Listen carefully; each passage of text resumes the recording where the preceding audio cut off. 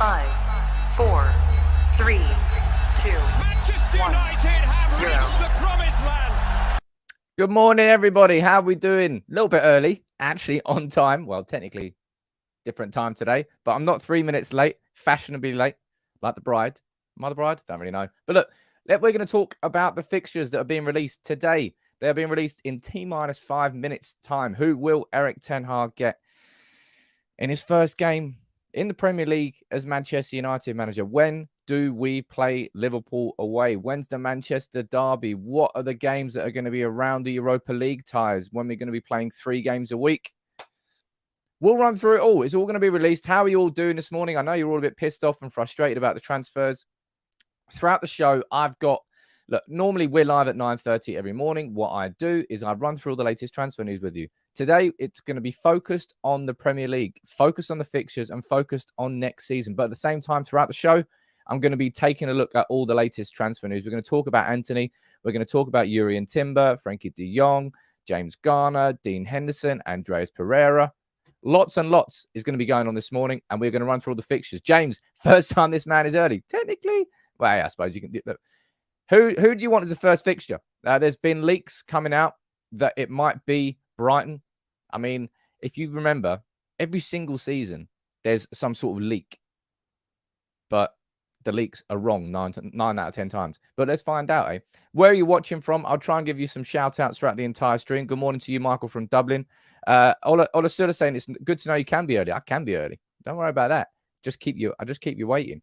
But look, I think it'll be nice to maybe move on from the not move on, but have a little distraction from the frustrations of our transfer window so far to look towards next season and maybe get a little bit of excitement, build a little bit of excitement. Peter saying, I don't want Newcastle. I don't know why you wouldn't want Newcastle.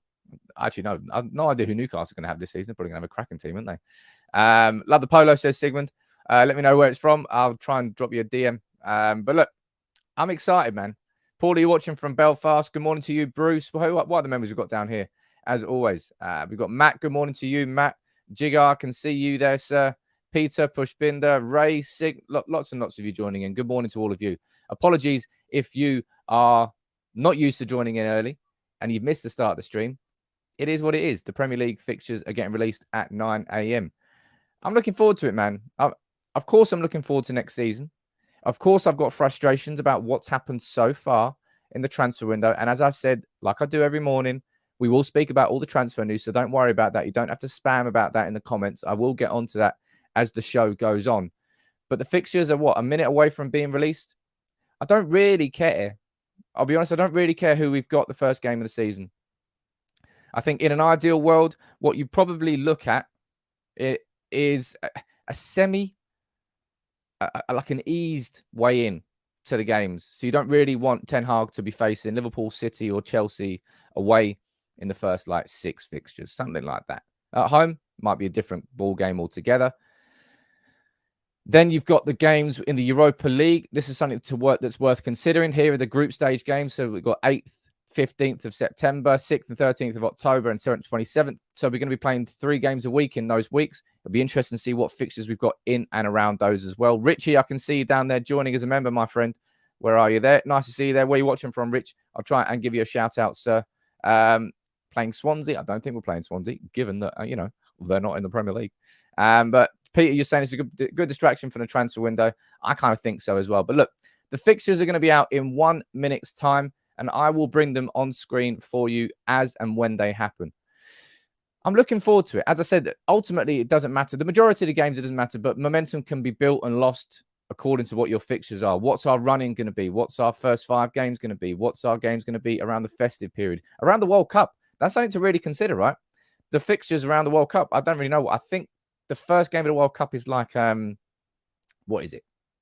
18th of November? I think it's the 18th of November. Something like that. Right, here we go. It's 9 o'clock now. So let me refresh the Premier League website. Let me refresh Man United's official website. And let me see who we got. United's 2022-20 Premier. Is this it now? There we go. We're up. We're good. And I'll tell you what. Fucking hell. For the first time in a long time, the leaks were actually correct. Here we go. These are the fixtures. They have been released. Let's run through them together, and we'll do it month by month, all right? I apologize if I don't head down to the comments. Mythical Irish, I can see you joining there. Nice to see you there, buddy. Where are you watching from? I won't look at the comments for the next minute or so. Let me just run through the fixtures with you. So, Erik ten Hag kicks off his first Premier League campaign with a home game against Brighton. Let's be honest, that works out quite well. Brentford away and then Liverpool at home in the third game of the season. Wow. That is a strong start for Erik ten Hag. Liverpool in the third game of the season. Then we play Southampton away and Leicester away. 3 away games in the first month for Erik ten Hag. Let's go through this one by one. Then we've got Arsenal at home to kick off September. Palace away, following it up. Leeds at home, and that's in September. Now, remember here, as I said, if we head over here, that's going to be in and around the Europa League games. So on the 8th of September, we're going to play match day 1. That's stuck in between Arsenal and Palace. And then the second one stuck between Palace and Leeds. That's not too bad. Next month, let's go down. October, City away. Oh, wow. Okay, it's a strong start to October. Everton away. Wow. Newcastle at home. Tottenham at home. And fuck me, Chelsea away as well. You kidding me? October. My God, that's sandwiched in between 2 Europa League games as well, isn't it? Let me go over here and pull this one up. 6th, 4. My fucking hell. October's going to kill us. 6th of October, 13th of October, and 27th of October. Slapped around 5 Premier League games. My word. It's probably because they're going to be shoving loads of games in because of the World Cup. Sorry. Wow. October is going to be brutal. November, let's go down. Let's bring it all up. November, of course, 5th and the 12th. That's because the World Cup is on. Then you got back on Boxing Day. We play Nottingham Forest at home on Boxing Day. And Wolves away on New Year's Eve. I've got a friend, Bao, who lives in Wolves. That's going to be the dream fixture for him, surely. Wolves away. Bao, you lucky man. But that's going to be our games in November and December. But look at that October, ladies and gents. That is going to be where we talk about the strength in depth in a squad. Wow. Look at October. And remember, there's 3 Europa League games inside that period too. Let's go down to January. I imagine January is going to be very busy, right? Because they're going to be making up for lost time, no? January, Bournemouth. Then we get City and Arsenal within the space of a week. City at home and then Arsenal away. We go down to February. Okay, February is on paper a generous set of fixtures, if you want to call it that. Palace at home, Leeds away, Leicester at home, and then Brentford at home, which means there's still some tough games to play going into the running. Let's have a look. Well, there's the toughest for you. March the 4th, probably the game where everybody looks towards at the start of the season. That's near my birthday. My birthday's 13th of March. Someone sort me a Liverpool away brief. That would be nice. Never made it before.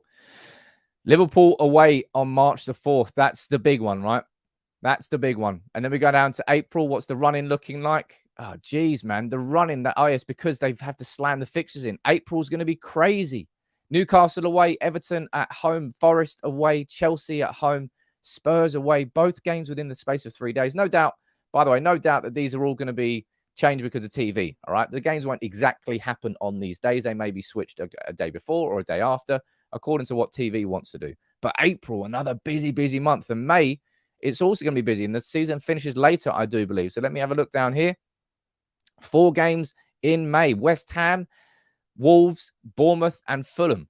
Again, that's generous for Manchester United. It's a generous run-in to finish the season. West Ham away, not particularly enjoyable. But let me know what you think. Let me know what you think. Pisces gang indeed, Daisy. Nice to see you there. And you're saying, important question. How many players have we got going to the World Cup? No idea. But ladies and gents, I think we all can see what the big talking point from that fixture release is. That month is brutal. City and Chelsea away and Everton away. And then Newcastle, Spurs and West Ham wrapped around these games. Let's have a look at this. So the first game here we got on the 6th of October. So we're going to have City, then a Europa League game, then Everton away. And then what have we got? We've got 13th of October. And then, so in between Everton away and Newcastle at home, we're going to have another Europa League game. Then on the 27th of October, in between Chelsea away and West Ham at home, we've got another 3. So that's 1, 2, 3, 4, 5. So that's 8. That can't be right, surely. 8 games in October. A game less than every 4 days for an entire month. Jesus. That's going to be brutal. I mean, that's because of the World. Obviously, it's because of the World Cup. But my God, can they really get away with that? Let me try and pull up some other reaction that's happening all over social at the moment. You can let me know what you think about all the fixtures in the comments. By the way, I've decided I'm going to do a giveaway in this stream. Why not? I've got some of these bad boys. Let me pull this up full screen. I've got some of these bad boys to give away. I'm going to give one away today. It's the 1992 make. It's not from the Mega Store. They're getting no money from this. I've not decided why or how I'm going to give it away. So if you become a member, if you drop a like on the video, if you send in a comment, fire in a super chat, do whatever you want. I'm just going to choose one person completely at random for no particular reason. I don't know why, but I fancy doing a giveaway today. So that's me to you. As I said, I always try and help you guys. Not help you guys, but try and give back to the community that you're helping me build. Let me go over here and see if there's any. Oh, my God. That is just, I can't get my head around that. I really, really can't get my head around that month. City, Everton, Chelsea, Spurs. It's not as if we've just got like 5 fixtures there. You've got City, Spurs, and Chelsea, and Everton away, and Newcastle. Luckily, that's not Newcastle away as well. My God. My word. Go down here and say, Ray, look, you're not wrong there, my friend. We do need players desperately. We needed players anyway. When you look at a fixture list like that, that's when, geez. And of course, look, as Young points out there, we're going to get a really, really early in the. We keep talking about November there. Sorry, October there, but I am ignoring our first. Let's go back and let's talk about our first 5 games. What's your reaction to our first 5 games, ladies and gents? We've got Brighton at home. It's on paper, it's a favourable start for Erik ten Hag, but you know we've had bad experiences against Brighton in recent years for sure. Let's not talk about what happened away at Brighton last year. My word, my God. Brighton and Brentford to start the season. Again, we know what happened to Brentford last season. We got played off the park for the first 45, second 45, much, much better. And then we won. But Liverpool at home on the 3rd game of the season. That's really going to be where I suppose you get the baptism of fire for Erik ten Hag. We have to be grateful in some sense that that's a home fixture and not an away fixture. If that was Anfield away in his 3rd game as manager, because this Ten Hag system will take time. This Ten Hag system will really, really take time to settle into this squad. It won't happen overnight. There will be speed bumps. There will be painful points. But Liverpool at home. And looking at those first 5 fixtures, right? Type your numbers down below. How many points do you think we can get? And be realistic. Don't just say 15 and don't just say 0. How many points do you genuinely see Manchester United getting from those 5 games? Brentford at home, Brighton at home, Brentford away, Liverpool at home, Southampton away, and Leicester City away from home. Gungshi, nice to see you there, buddy. Saying we need new players pronto. Surely our first signing can't be that far off. I hope not, my friend Gungshi. I really hope not, because look. I was about to say Louis van Gaal there. Erik ten Hag is going to be back in 11 days.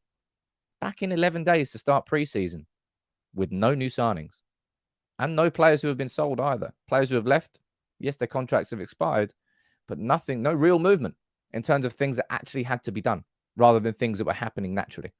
Let me go down here and see what you're thinking. Richie, what you're saying, sir? And I see there's a new member. 10 points. We should be looking for 3 wins and a draw. A couple of you, you're saying that 10 points down there. You're not feeling too chipper down there. 6 points, 8 points, 10, hardly 6. Sanka, you're going for 10. 10, 11, says Bruce. Let me go down there and give my predictions. Opening game of the season, you have to back Manchester. This isn't a case of arrogance anymore. This is just a case of, if we are going towards where we want to be, we have to look at these fixtures. Brighton at home, that's got to be 3 points for Manchester United. We have to match that. It's not an arrogant way, but you have to be confident going into these games rather than thinking they could be banana skins that we might slip up on. But Brighton at home, you've got to be back in 3 points there. Brentford away, that won't be easy, man. That will be an intense game and probably a pretty good prelude to Liverpool at home. Let's be honest. Brentford play not a similar sort of style, but they play a very intense style. We nearly fell apart away from home last time. So that would be a good way, I would say, to warm up that United squad for that game against Liverpool. I back us for the Brighton win. I think Brentford will come away with a draw, just because I think it will probably surprise Erik ten Hag. It will probably surprise some players. I think so anyway. I'm going to back it for a draw, and I can't look at Liverpool at anything but a loss at this moment in time because I've seen how far apart we are. Liverpool has to be a game where if we get a result, I think it will surprise us. We're obviously going to start seeing patterns emerge during pre-season. I'm looking forward to pre-season. I think pre-season is typically a time. Let's be honest, it's a grand old waste of time, the majority of the time. But because Ten Hag's got a genuine system, I'm really curious to see how that works in pre-season. There will be patterns that we see built in pre-season that will follow through into Manchester United's games. But that game against Liverpool at home, right now, I can't do anything apart from back a Liverpool win because of how Manchester United have been and because of how far away we were in that 9-0 last season. Jesus, let's not even talk about that. 9-0 overall, of course, in aggregate. So I've got to say nothing from that one. So I'm saying 4 points from the opening 2. Southampton away, we should be winning that, man. Southampton are just not that team they used to be anymore. Leicester away, again, I think 10 points, sod it. I'm going 10 points as well. I think 10 points is a fair estimate. 10 points would be a very good opening 5 games. If Erik ten Hag can come away from those 5 games with 3 wins, a draw and a defeat, that would be a good start to the season for him. Let me go down here and see what you're saying. Daisy gets to United live for the first time in 19 years. Last time I saw United, Ronaldo was playing for us. Well, Ronaldo was still playing for us. Look at that. Let me go down here. Unfortunately, some of the fans, no one's going to be Erik ten Hag out after we lose to Liverpool. People, let's be honest. Let's be honest. Craig Dawson to snap Haaland first game 2-1. Ross Baker coming in with the odds there. I think as usual, the last few years, a draw versus Liverpool is a good result for us. It is. We are just that far off Liverpool and City, and it's not an acceptance of standards. It's a fucking dose of reality. They're so far ahead of us. And unless Erik ten Hag can work miracles very quickly, that game against Liverpool will come a little bit too early for his system to be embedded inside this squad. And again, this is why it's so important we get transfers done quick and transfers done early, right? Imagine us getting all 15 points. It would be incredible, but I don't think that's going to happen. September, if we go down here, Arsenal at home, Palace away, Leeds at home. You could get 9 points there. You could absolutely get 9 points. Obviously, we lost against Arsenal away. We beat Arsenal at home. That was Michael Carrick, wasn't it? Crystal Palace away, we lost last game of the season. Leeds at home. That was obviously the opening fixture last season. We pumped them 5-1. Don't know. Emil, what are you saying, sir? We will lose to Liverpool, but I hope it isn't a smashing this time. That's all Manchester United fans can hope for is a competitive edge, a new, genuine competitive edge in all games against City and all games against Liverpool. Stepping stones, right? Let's not go into next season expecting or really genuinely hoping that we're going to pump or beat Liverpool or City. They're 35 points away from us. They're 34 points away from us. What we need next season is to maintain a competitive edge in every single fixture. Every single fixture. And that will probably mean that season is a success in the Premier League. Anuj, nice to see you there, buddy. Crazy fixtures in October and April. Absolutely. For sure it is. Hoping for Núñez to flop. We're all hoping for Núñez to flop. We're all hoping for Haaland to flop. In reality, they probably won't. They probably won't. And that's just the truth. Adam, you're saying September, 9 points. Okay, everybody get your predictions down here. I'm actually going to I'll go for 7. I reckon 7 points there. I'm backing us to beat Leeds at home. I think out of all those 3 fixtures, Leeds at home is the one I would back us to win. Saw Jesse Marshall probably having playing better than Bielsa did when they played us first game of last season, but I'm still backing us to beat Leeds at home. Arsenal at home, again, I'm also backing that. I probably put the draw down there as Crystal Palace away. Now, is there an international break in September? I've only got 3 games there. I'm presuming there is, and there might be one before the World Cup starts in November. You're going 5 points in. You're going 9 points. You're going 7. Ray, 9 points is blessed. 7 down there. 7 for Sushant. Sigmund, absolutely no justification feeling for this, but I'm ready for these players to fight and show their worth. I think we all are. We all want to see some sort of fight. My God, it's been a long, long time since we saw any really genuine fight in these United players. Simon, you're saying let's not waste a dream of another failing. We need to keep those for a good transfer window to start the season. I'll speak about transfers as the video goes on, but don't worry about that. I personally think, I reckon 7 points. I reckon 7 points from that. Jeez, am I really going to back us there? I'm going to back us for 10, 17 points by the end of September. October. I mean, good luck trying to predict this, ladies and gents. Seriously, good luck trying to predict that. Remember that we've got those 5 games and we've got those 3 games. We've genuinely got 8 games in October. How's that even going to be possible? I mean, even with the strongest of squads, and given the gap, we're playing in the Europa League, by the way. We might end up in fucking Kazakhstan, Greece, and I don't know, the outskirts of Russia for our 3 games. Apparently, there's Nations League in September. There you go.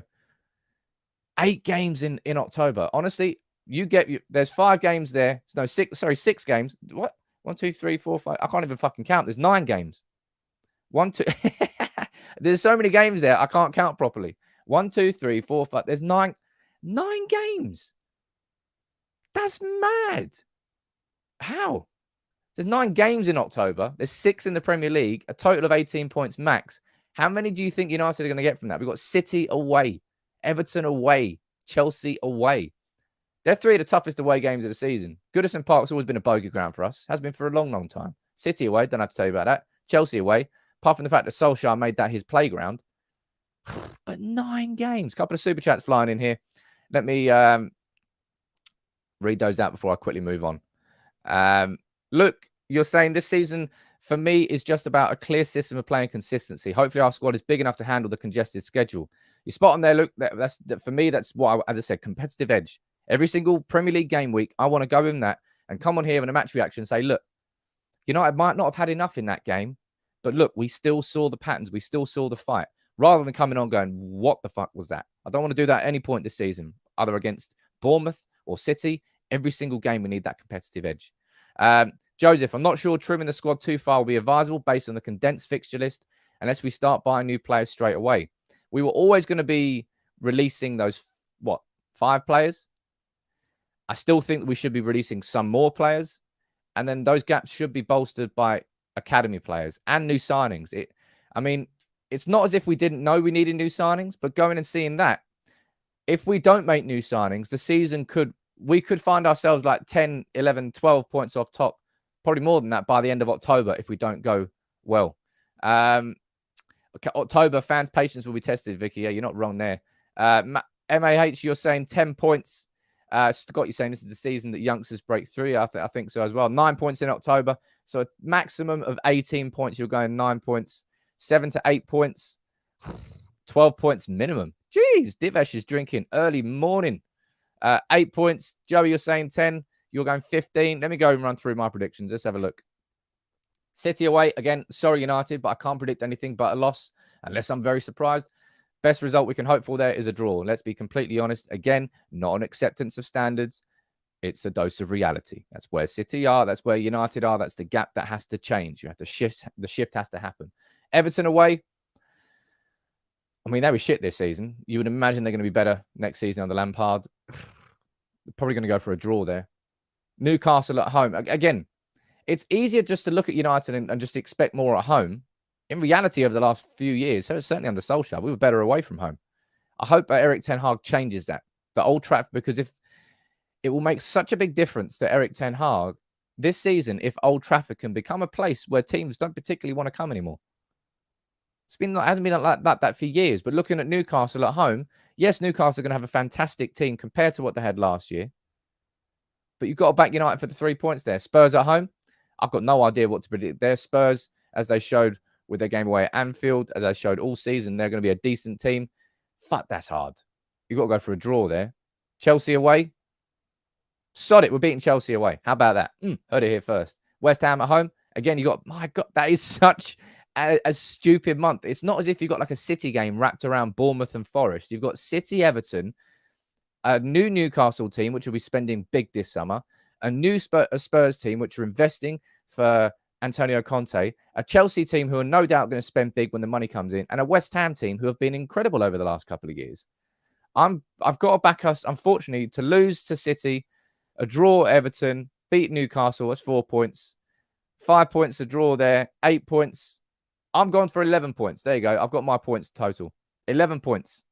Mudge, you're saying until United sign someone in the transfer window, it'll be a tough first 5 fixtures against all of them, not only Liverpool. And again, if you're talking about, look, the transfer window, again, we've seen United do this so often, haven't we, right? The transfer window closes, was the end of is it the end of September? No. Transfer, I think it closes on the 1st September. Transfer window 2022 Premier League closes 31st of August, I presume, right? It closes at 11 o'clock on the 1st of September. So Manchester United could technically make signings in August, right? But if we fuck up and we wait, then we're taking something away from Erik ten Hag. We're taking something away from our squad for the Brentford game and for that Liverpool game. If we don't make signings early and we delay and we try to make signings during the month of August, there's 5 games you're going to affect for Erik ten Hag. And the Arsenal game, if you sign a player on deadline day, he's not exactly going to be settled in for the game against Arsenal, is he? This is the importance of getting deals done before the season starts. It needs to happen. It really needs to happen because of how that Liverpool game, man, geez, you can't take anything away from him there. Go to November, of course, 2 games. Look at that.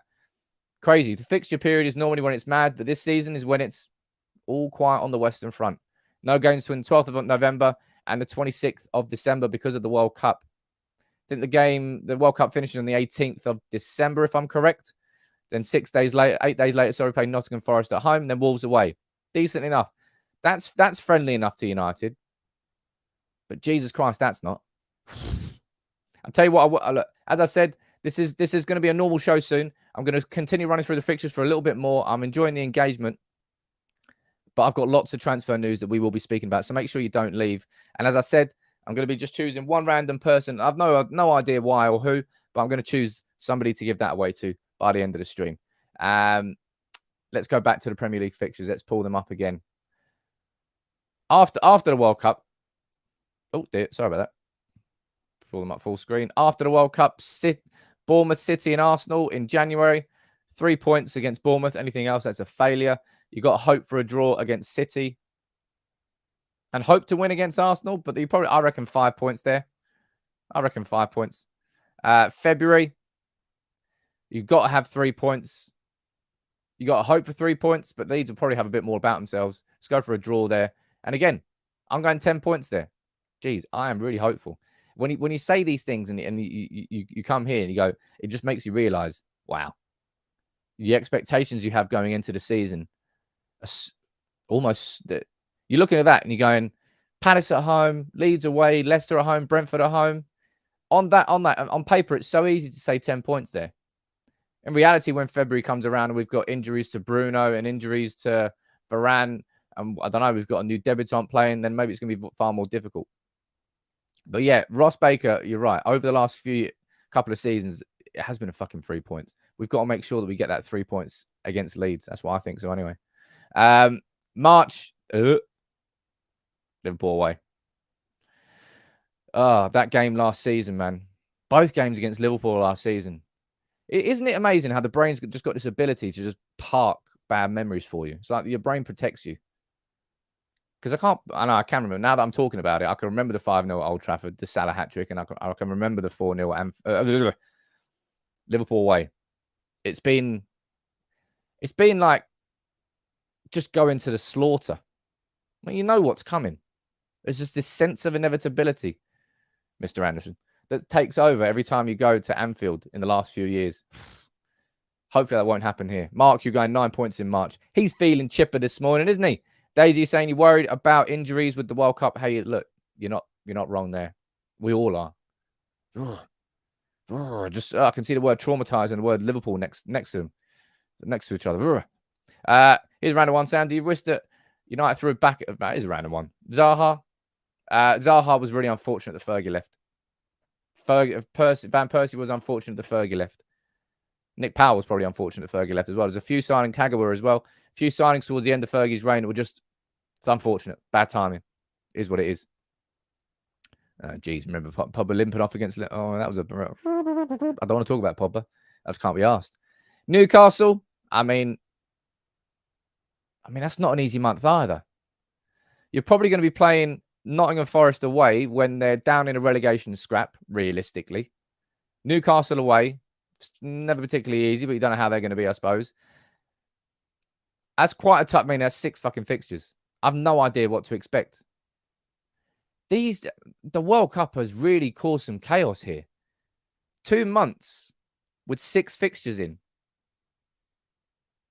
That's mad, isn't it? And if you needed squad strength and squad depth every year, I mean, what do you need this year? Man, Sam, look, I don't like to sort of go a bit over the top with these sorts of comments, but I think you're probably right now, simply because you've got 18 points available right there. 18 points in the space of 1 month. 6 games. It really is going to be make or break by that point, isn't it? Gungshu, what are you saying? Ronaldo will be off to the World Cup, so we're going to need someone to take his place for those end-of-year fixtures. I wonder if we'll have someone new by then. Now, that is an excellent comment there from Gungshu, because if there's anybody who's going to struggle most with that heavy fixture list, surely it's going to be Cristiano Ronaldo. That will most likely, I mean, he might surprise us, but it's most likely going to be Ronaldo's last World Cup. He is going to go full tilt. He is going to go 150% in every single one of those games for Portugal, because he might be able to win the World Cup with Portugal. That's what he'll be thinking, right? He's going to come back absolutely KO'd. He's going to come back and United are going to have to look at those 2 fixtures in December and go, right, we're doing these without Ronaldo. Ronaldo, you can come back after the new year. Ronaldo, you can have a break for those 2 festive fixture games. Helgen, you're probably right here. Look, the youth should be rubbing their hands together. There's genuine opportunities that will come this season. There has to be, because I don't think we'll make enough. I don't think we can physically make enough signings to make our squad strong enough. I think even every squad will be tested with a fixture pile up like that. All this fixture congestion makes for a tired World Cup. It depends which way you look at it. It's going to certainly make for a tired January. Luckily, we've only got 3 games. Luckily, we've only got City and fucking Arsenal in that month. My God. 5 subs are great. That's definitely will help as well. Ericsson will find it hard, says Steve. I think everybody will find it hard, my friend. Everybody will find it. There won't be one player that will walk through this. Even any player who's even got a lot of energy will struggle. But that's the fixtures, right? We'll run on and we'll talk about transfers now, because I know that's what you all want to talk about. It's what is most important. But the main talking points. Erik ten Hag is facing Liverpool in his 3rd game as manager. We've got Brighton to kick off the season. That's a generous fixture. We have to look at that with confidence and go, let's set the tone. Let's go, baby. 3 points at Old Trafford. Start the season off well. Kind of like we started off the season off well by beating Leeds, but then we all collapsed. Let's ignore that. Let's hope for something better. Brighton to kick off the season. Liverpool 3rd game. Luckily, it's at home. If it was away, I mean, you'd expect us to get pumped. But then that in October, I've never seen anything like that. And you probably won't ever see anything like that again in the Premier League, because of the World Cup, the Winter World Cup, because Qatar paid the millions and the millions and the millions. We've been forced to have this schedule in the Premier League. It's always been intense physically for the players, but that, alongside 3 Europa League games, is 9 fixtures in October. I can't have a day off in October. My word. That's crazy. Absolutely crazy. I know Brighton just battered us. I know. Different season, different team, different manager. That was the end of something horrible. This is hopefully the start of something new. I'm not going to take any performances from last season and take that into this season mentally, because you can't. It's going to be a new manager, a new system, fresh players, a new beginning. That's the brilliance of football. Every year, it allows you to renew your hope. It allows you to go, well, what if this is different this year? That's what football does. That is what football does. I don't think it will be a massively different team, but it should be a massively different team in how they play. So it might be the same 7 or 8 players with hopefully some new signings in, but we will play like a different team. We really, really will. Might affect ticket sales. I don't know. Chetan there asking about Barcelona. Look, I will run through the transfer news. This is a bit... No, I won't. I can't be asked to run through that, actually. I'll run through the transfer news with you now. We'll start with De Jong. We'll then move on to Anthony. We'll talk about Yuri and Timber. We will talk about James Garner, Dean Henderson, and Andreas Pereira. There will be lots and lots for us to discuss this morning. It's not just about the transfers. As I said, I haven't decided yet But make sure you become if you can't win it unless you're a subscriber. That's the only thing I would say. So if you haven't subscribed, make sure you hit that subscribe button. I'm going to be giving one of these away. And I'm not going to tell you what's under my desk, but I probably will tell you right now. I've got 10 of these, right? I've got a bit generous. I've got a bit excited. I've got 10 of those to give away. And I don't know when I'm going to do it. But look, I'm going to. So make sure you subscribe if you're new. This fan base will turn very quickly if it's the same squad. I wouldn't say it won't be the same squad. As I said, the attitude has to be substantially different and will be, in my opinion, substantially different to what we've seen. Now, I said I'm not going to be leading with any sort of headlines about Frenkie de Jong, and I stand by that, but I will speak about Frenkie de Jong. Joseph, what you're saying here, sir, you're saying slightly off topic, but what's with that? What's the best that an Italian team will win the champion? What's the bet? Sorry, that an Italian team will win the Champions League due to Italy missing out on the World Cup. It's a very good shout. I'll tell you what, Joseph, you've been very generous with the super chats, my friend. I'll give you this, and hopefully it will cheer you up in hospital, right? Slide into my DMs on Twitter or Instagram, whatever's good for you. Give me an address, and I'll get this posted out to you. Hopefully it'll make you feel better. And as I said, thank you for continuing to support the channel. You help make this channel, all of you help make this channel a genuine community. I know some people say it's a community, and then it's not really. This is a community. So thank you very much, buddy, and give me a DM, and I'll get that shipped out to you. But let's head over here and let's go through this. I'm not saying I'm only choosing people who send in super chats, but Joseph's really supported the channel, so it's my way of giving back to him.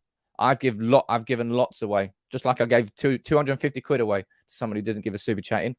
So don't try and say that there's any favoritism here. It's about choosing lots of things, all right? So no one try and say there's any favoritism going on. But big up to you, Joe. But look, let's talk about Frenkie de Jong, all right? There's not too much of an update today, but today might be the point where we get that update. And I'm sure you fucking heard that before, my word. Manchester United and Barcelona, according to Andy Mitten, are still not close to doing a deal for Frenkie de Jong. I mean, I'm bored of hearing that, but that's kind of the truth, really. You've heard it enough times from Laurie Whitwell, David Ornstein, James Ducker, and now Andy Mitten. Probably the four journalists I would trust the most when it comes to Manchester United, all saying the same thing. But this is why today might be a different day. This is from the official Barcelona website, and this is something I have said to you for quite a long time now. We knew this about a couple of weeks ago. That extraordinary assembly. I don't know why they called it extraordinary. Maybe that's just the title of it. Today is when Barcelona's delegate members choose what to do on the financial issues at the club. If we were to scroll down here and read in a little bit more detail, they're going to be choosing on these things here. Look, I've spoken to you about this quite a lot. They're going to be sorting that licensing and merchandising. They're going to be trying to sell up to a 50% stake in it. The TV rights, I don't think that will happen. I think that CVC deal is done. But it's this situation here that we might get an update now on Frenkie de Jong. It all depends on what they agree. Now, one thing to understand about this Barcelona situation is if they raise, say, 250 million through these different sorts of financial actions, it doesn't mean all of a sudden they got 250 million they can add into their pot. They've got a 1/4 rule when it comes to transfers. So if they were to sell Frenkie de Jong for 100 million, they could only actually invest 25 million of that back into the squad as a 1/4 rule. Now, I don't know how those rules apply to these financial levers they keep calling them. This thing like this magic lever you're going to push has got like 200 million in. There's a 500 million lever. There's a 200 million lever there as well. I don't know what they call it levers for, but that's the word that they keep using. We'll find out, I suppose, today whether Barcelona really are going to be in a position where they need to sell, or maybe it's going to be softened because of some of these economic levers. Maybe they're going to get some money in. So by the end of the day, I imagine there'll be an update on that. If there's any major update, I'll bring it to you on a live stream later today. And if not, we'll speak about that tomorrow morning. Ray, how you doing there, buddy? Nice to see you there joining. And Josh, nice to see you there joining in like half an hour late. Why are you some sort of part-time mod? Jeez. But no, look, I only went early today because the fixtures were released and I wanted to do it live with everyone here on the stream. So yeah, there is no update to give you on Frenkie de Jong. Jurrien Timber, however, I don't know. Joni, you're saying it's a 1-3 rule, Sam, but it'll be 1-1 if they can raise 500 mil. How is I don't know. How would that work? I need to speak to somebody who's got a real understanding. I'm trying to speak to Dermot Corrigan from The Athletic, maybe Samuel Marsden. I need someone with a real understanding of exactly what these numbers will mean, when they're released because I think it'll be quite complicated. So I'll try and get that. But look, Jurrien Timber, this was the update yesterday from Mike Verwij from The Telegraph, who, of course, is basically your number one source when it comes to Ajax-related news. He's saying Jurrien Timber's decision tends more and more towards staying at Ajax. He will now go on holiday where he can think more about his future, but the chances of him staying in Amsterdam are now pretty big. Now, Jurrien Timber, I think he's been a priority of Erik ten Hag's in the same way that Frenkie de Jong has definitely been a priority. We already know that. That's why the bid's gone in. That's why we've been so aggressive with him. But Jurrien Timber, I would put him down as one as well. And I said this on Twitter last night, and I stand by it, the idea of it. I said, look, if Erik ten Hag has prioritized the signings of Jurrien Timber and Frenkie de Jong, and he ends up with neither this summer, that's bad news. That really is bad news. Erik ten Hag, I went across to say this, right? I said, look, Erik ten Hag set the tone at Manchester United, didn't he? After Ajax won the title, he was there on the day after. Instead of going to the Caribbean with the whole Ajax team, getting pissed, having mojitos, having sexies on the beach, maybe sex on the beach as well, I don't know. He started work at Manchester United. That set the tone for me, the tone of immediacy, the tone that he really felt like he needed to get a lot done. We've got 11 days now until the start of the preseason. And at this moment in time, Manchester United haven't done anything. When I say haven't done anything, we've done plenty, but we're still, we haven't signed any players. We haven't sold any players. You've obviously got Pogba, Matic, Lingard, and Cavani have all been released. Their contracts haven't been extended. And in that sense, I think that's quite a big positive because I was still worried that there was going to be like a surprise extension in there somewhere. But there's no real movement on Dean Henderson. There is now. I'll run through that. But at this, up until when I posted this last night, there was no real movement on Henderson by Pereira Jones, Martial. And obviously, we were stuck in negotiations for De Jong. But what's been going on with the defensive midfielder? What's been going on with Jurrien Timber? What's been going on with Antony? Again, there's updates to bring you there. We've got 11 days now until this preseason begins. It's not the preseason tour. That's just when Erik ten Hag is going to be at Carrington working with the players who are there. And he would have wanted new signings in. It's not the be all and end all. It's more luxury than a luxury. It's an ideal situation that our transfers are done before he comes in. Hello, guys. Welcome aboard. But some of those players who we've been locked in negotiations with have been away on international duty. Maybe that's delayed it somewhat. I'm trying to make excuses here. I'm not trying to make excuses. I'm trying to think about why, as Ray says down here, why we've been dithering. I don't know. Mate, Conor Gallagher's a lovely player, but he's definitely going to be going back to Chelsea this year. How have United overlooked Bissouma? I don't know. I'm going to presume that was a choice. Because you can talk about the ongoing allegations against Bissouma, but I don't think that would have stopped Manchester United from signing him. It didn't stop Spurs from signing him. I don't think it would have stopped any club from signing him. It just seems like Spurs have got the leg up there, and 25 million seems very, very cheap. Paula, hey, I've spoken about Ibrahim Sangare in quite a lot of detail now. He's the only one that I've seen any real genuine links. There's lots of names that we've mentioned. Geez, you can talk about Tchouameni, Calvin Phillips, Yves Bissouma, Ibrahim Sangare, which I've talked about there, and there's a couple that I'm missing, but I can't remember. But at this particular moment in time, there's been no real movement on any of them. Ibrahim Sangare is the only one that we've got linked with, and that's why I spoke to Rick Elfrink from Eindhoven Daily. He said, look, we've got a 37 million euro release clause. Just United haven't gone anywhere near towards it yet. So, according to Mike Verwij, Jurrien Timber may well be staying at Ajax this year, and that will be a problem for Manchester United. I think if we don't go for Jurrien Timber, I think the obvious name to go for is Pau Torres. Both players similar-ish. But Jurrien Timber, and people might be saying, look, why is Erik ten Hag just looking towards Ajax or former Ajax players for people he wants to sign? Oh, it's lazy. You need to understand that Ten Hag is a system manager, that players have to fit that system. And to get players to fit that system requires a lot of molding. A lot of work goes into those players to make that system work. It's why Klopp took as long as he did to get his system in place. It's why Pep took as long as he did to make the system perfect. It's why Ten Hag will take a lot of time to get that system right at Manchester United. But when you get players like Timber coming in, you speed that process up. Frankie de Jong speeds that process up. If it was going to take 9 months, hypothetical here, I'm pulling numbers out of my head.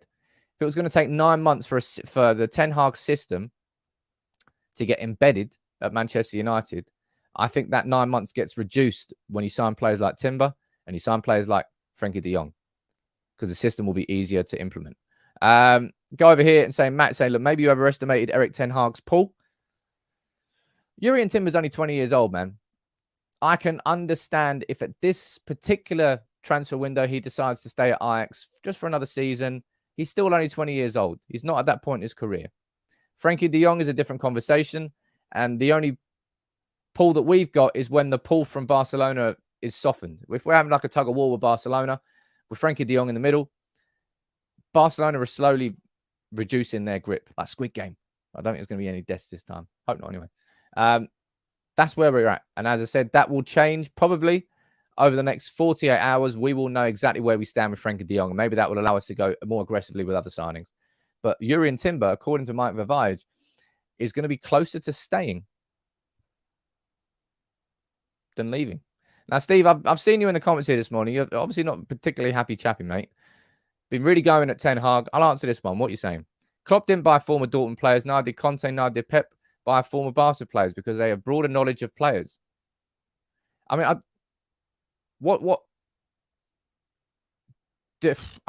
don't know what it's like. Do you want to pick holes in Ten Hag before he's even signed as manager? Do you want to give fuel to people who want to slate the manager before he's our manager? Do you want to try and find a reason to poke him? Because that's what that is. Because those signings might be fucking fantastic. Absolutely fantastic for Manchester United.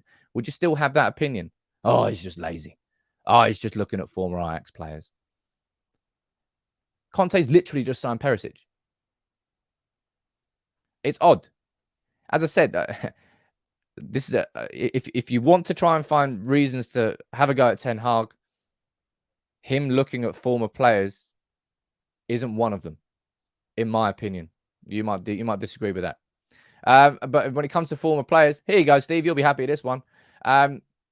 Manchester United are expected to report themselves at Ajax for the signing of Antony. Again, this is from Mike Vavage. Ten Hag believes he is a fantastic player, but the price tag of Antony is quite high, which might not suit the budget of United. Antony's going to be no less than 50 million, I think, anyway.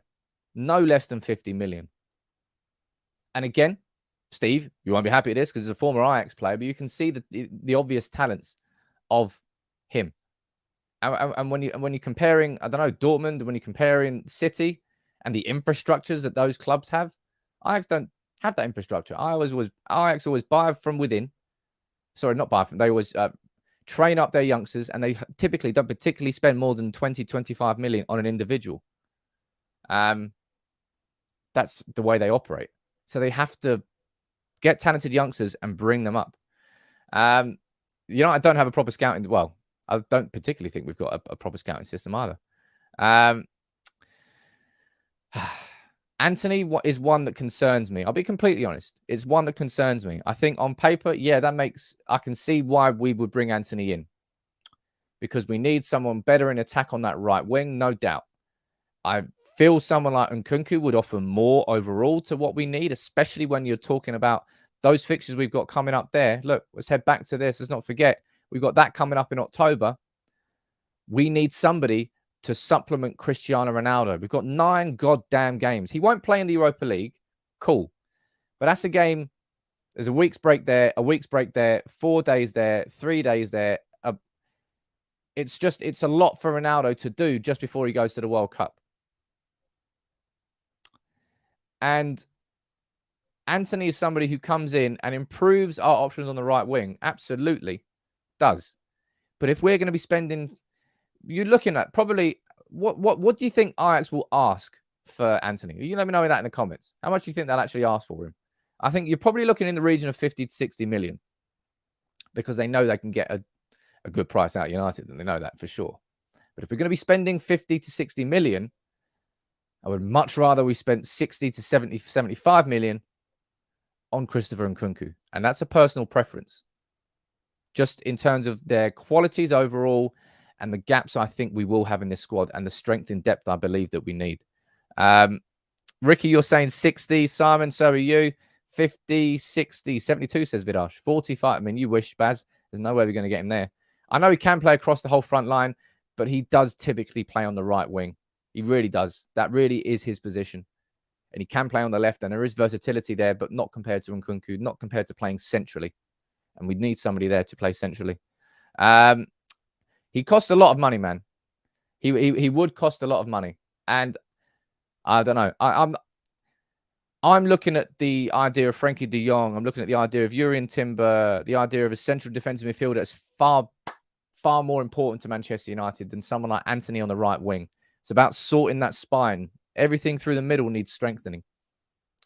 And Antony, I think, would be a great... Let's see how this one develops. It's obvious that United are in for Antony. Everything that's happened over the last couple of days has definitely shown us that we are in for Antony. I just don't know whether at 60 million, that will be the right investment. And if we do sign Antony at that price, then Manchester United will really be backing Ten Hag and trusting Ten Hag with that spot there. Let me go down here and read a few more of your comments out. You would personally prefer Rafinha. It looks like Rafinha might be going Barca if they can. I keep hearing about Barca getting linked to 50 million bid for Lewandowski and X. It's like, you haven't got any money, Gad. You're like, well, it's like linking me with a £1 million Ferrari. I'm not going to get it. I haven't got any money. Good morning to you, Jess. Good morning to you there. Good morning to you, Nonso. Oh, that's a terrible name, isn't it? Let's move on. Does Garnacho get promoted to the first team squad as a regular? I do personally think he will. Hannibal will. Garnacho will. Charlie McNeil, I don't particularly think he will. He is a lethal goal scorer. Only 18. I think he'll probably go into the under-23s a little bit more. But speaking of our squad, right, as I said, there's so many facets to what will make a successful summer for United this year. One of them is getting rid of players. Now, this came out yesterday, right? Nottingham Forest have opened talks with United to sign Dean Henderson on loan. Negotiations are ongoing, and Forest want Henderson. It's now a possibility also considered by the player. And then reports came out later in the day that Henderson's already agreed personal terms with Nottingham Forest. And for me, that makes perfect sense, man. Perfect sense for him to go to Nottingham Forest on loan. Stays in the Premier League, full Premier League season, goes in there with an option to buy. It should be more than 20. By the way, look, 20 million. You see the keeper that City has selling to Southampton. I've never even heard his name. And he's being linked with a 12 to 15 million pound move. Crank that shit up to 30 million. English, Man United, not born and bred, but bred through the academy, 30 million. That's what we should be charging for Dean Henderson, not 20. Ridiculous. But anyway, I don't think we'll be getting that money for our budget this summer, obviously, if it's a year-long loan. But we can't keep Henderson happy in the squad. I don't think anybody will be able to afford his wages and sign him this summer. So the idea of loaning him out with an obligation or an option to buy, it makes sense. And doing that in the Premier League, hell, we can even make a judgment call. Maybe one more year, Dean Henderson plays incredibly well at Nottingham Forest, and there's a conversation to be had. That's what I think. So anyway, so for me, it's a good. Oh, look, Gungshi, my friend. I mean, I'm going to need a lot more for the Ferrari fund. Imagine buying a Ferrari. How rich you have to be to buy a Ferrari. It must be cool. But thank you very much, Gungshi. As always, man, you support the channel. Should have given that to you. Maybe I'll give another one away soon. I probably will. We can charge. As look, you said Steve down here is saying, look, we can't. I'm going to leave this on screen here and then pull this one up. Athletic. You're saying that we can't charge 30 million for him? Yes, we can. Where is it? Goalkeeper. I'm trying to find this story that was from yesterday. There you go. Pull this one up here. We can't charge that much for him, can we? Right, okay. Anybody know who Gavin Bazunu is? Anybody? Anybody know who Gavin Bazunu is? Anybody? No, you don't.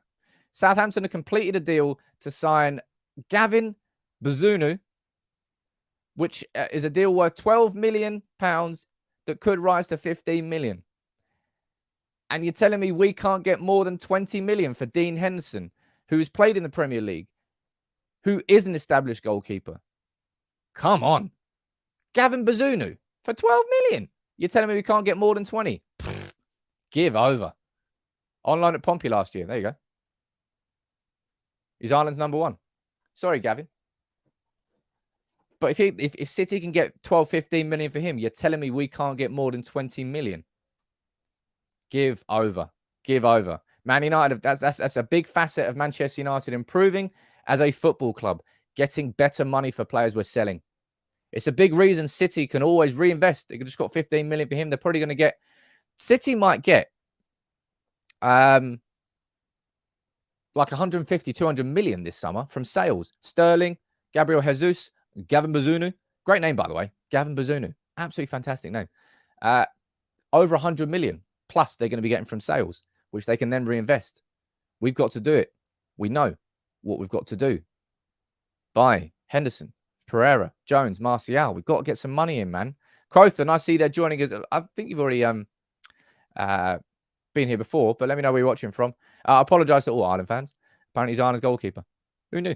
Bazunu. Gavin Bazunu is an Irish name. Jeez. That's great. Henderson, easily 35 mil. I personally think Henderson 30 mil. Henderson 30 to 35 mil. Judging by that as a precedent. Now, what a precedent is something that happens, and it gives you an example. When it gets a legal precedent, that's what happens. Something's happened before in court, so you can then go, well, this happened before, therefore it can happen again. And if I'm looking at Gavin Bazunu going for 15 million, then I'm looking at Dean Henderson going for 30 million. Simple as that. Simple as that.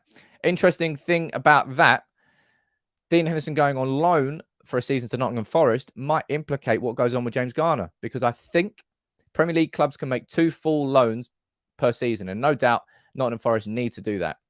But you've got Simon Stone from the BBC here saying that James Garner is set to remain at Manchester United for at least the first part of pre-season training. He'll be in Eric Ten Hag's squad to tour Thailand and Australia, after which a decision will be made after what happens during the campaign. But if he goes to Nottingham Forest, it means Nottingham Forest have used up both of their loans on 2 Manchester United players. Interesting. Lots and lots of you down here saying, that 20, 30 million, blah, blah, blah. Dean Henderson, English tax, Premier League tax, Man United tax. Let's start fucking adding those taxes on. I don't care what you tell me about the actual value of him. We should be demanding 30. Is that outpricing him from a move? No, Dean Henderson, he will be a top draw goalkeeper for a good amount of years. A good amount of years in the Premier League. And I think 30 mil as a minimum should be asked. It's the wages. We've given him a big... We keep talking about these contracts, and we still haven't completely made our mind up on getting that sorted yet. It has to stop from... Hopefully it stops from the Bruno... I think the Bruno renewal. Now, I know there was some concerns about it. I think it was the right thing to do. And at 240, I think the wages are decent enough. But at the wages of Dean Henderson, you're probably looking at around about 100 grand a week, I think it is. Some clubs won't be able to afford that. Maybe United are going to have to pay part of that. But it's because we gave him a bumper wage to be a number 2, because I don't think we expected him to be a number 2 anymore. We actually expected him to replace David De Gea, and he didn't, because he got COVID. Jibat, you're saying Premier League clubs can't loan 2 players from another Premier League club. Well, there you go. That makes that very easy then. But James Garner, maybe James Garner will stay around. And I'll be honest, I think we could do with that. Again, let me go back to it. Shit the bed. 9 games we've got in October. I think we'll be seeing plenty of minutes for James Garner, plenty of minutes for everybody. And if we thought that the kids were going to play in the Europa League, that guarantees that we're going to be playing the kids in the Europa League. Ronaldo won't even be in the squads, I don't think, for the Europa League. I'd be very, very surprised if he travels. Well, we've got 2 games in September as well. Again, well, there you go.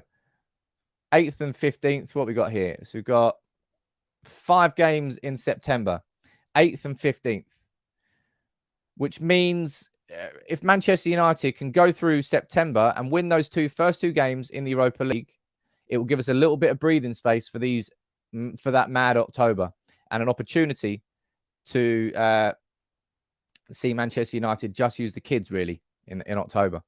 Daisy, you think we should 100% keep Garner? What if Ronaldo wants to win it? Viking, Ronaldo wants to win the World Cup. Ronaldo won't give a shit about the Europa League. He won't. He's missed the Champions League. There's no way he cares about that. And one more player to speak about here in terms of exits, Andreas Pereira. We're kind of reverse exit right now. Andreas Pereira set to return to Manchester United from Flamengo. No intention to trigger the buy option for 10.5 million euros. God damn it. Decision has been made. Man United will be open to sell Pereira this summer. Anybody want to buy a Pereira? Anybody want to buy a Pereira? We've got a Pereira going. We've got a Jones going. You said you buy a Jones, you get a Pereira free. It's easy. It's cheap. It's 2 for a tenner. Got to sell it like a market seller now. My God. Pereira, again, another one of those players who inflated contracts, big wages, players struggled. The only thing we could do was ship him out on loan to Brazil, and we still couldn't sell him on. I think we kind of priced him out there because I swear they came with a decent offer for him, and we were like, nah. And I was like, probably should have just accepted that. But Pereira, need to get rid of him. Jones, need to move him on. As I said, the best case scenario for Phil Jones this season that's just gone was for him to play regular football and not get injured. It's exactly what happened. So Jones is now a sellable player. Got to absolutely make sure we get rid of him. Get rid of Pereira. Get rid of him. In my opinion, get rid of Anthony Martial and get rid of Eric Bailly. I don't think you take too much away from that squad. You could say Anthony Martial could come in. I'll say, yeah, cool. Then Garnacho can come in. I'll say, yeah, cool. Then Charlie McNeil could come in. Don't think Martial. Look, I'm done on Martial. I've kind of made my opinion very clear on that Martial situation.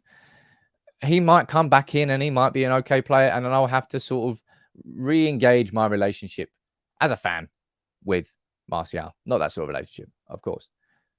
But I just can't be asked. I checked out with him just like I checked out with Paul Pogba. Look, if anybody's got any questions, fire them in for the next couple of minutes before we end the stream. I will quickly run through the fixtures. For anybody who's just joining in, make sure you subscribe to United People TV. Come on, the community's great. Congratulations, Joseph, by the way. Make sure you DM me and I'll get this shirt sent out to you. And Adrian Wheeler, he exists. I've spoken to Adrian Wheeler. Congratulations to Adrian, who won the 250 quid giveaway, which wasn't given to somebody who sent in a super chat, may I add. Anybody who wants to join, I'm going to be doing more giveaways constantly on our community. So head over to the Telegram and join the community, man. It's amazing what we're doing. And I'm so happy about how the community has grown. It's genuinely grown into an actual community, and it's fucking awesome. But look, let me run through the fixtures quickly for everybody here.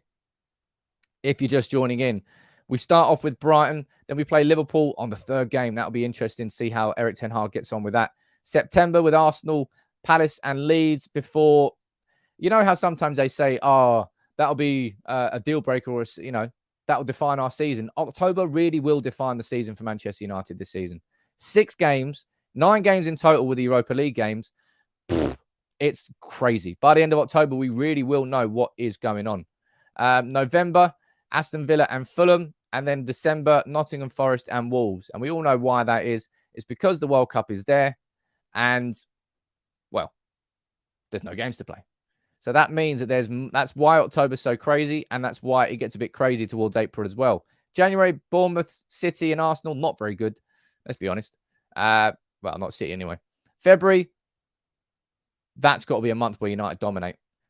Palace, Leeds, Leicester and Brentford. March, Liverpool away, Southampton at home, Brighton away, after what happened last season. April, my God. Newcastle, Everton, Nottingham Forest, Chelsea, Spurs and Villa. But look at May. May is a generous little run in there. West Ham, Wolves, Bournemouth and Fulham. 2 newly promoted teams coming up to finish the season. That's what I think will happen. Well, no, it's not I think will happen. That will happen. But look, today, the big transfer news for today is what we might learn. Frenkie de Jong is clearly the number 1 target, and it's all gone a bit quiet on the Western Front there. They're going to have that meeting today with the delegates to choose what they're going to be doing financially. That will have a direct impact on Manchester United's ability to sign Frenkie de Jong. So hopefully by the end of the day, we've got some real updates on that. And we go down here in the comments.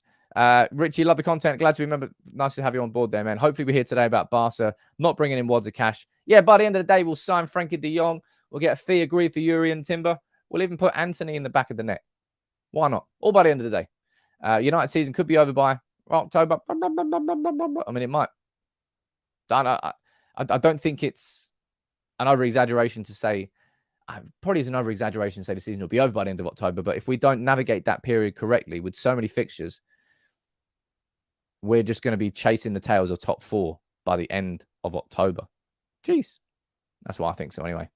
Maybe, of course, I forgot about the FA Cup final, the Champions League final. And May's going to be a great month for us. Great month for us. But look, thank you very much, everyone, for joining in today. I've really enjoyed that. We got through the fixtures. We ran through it all together.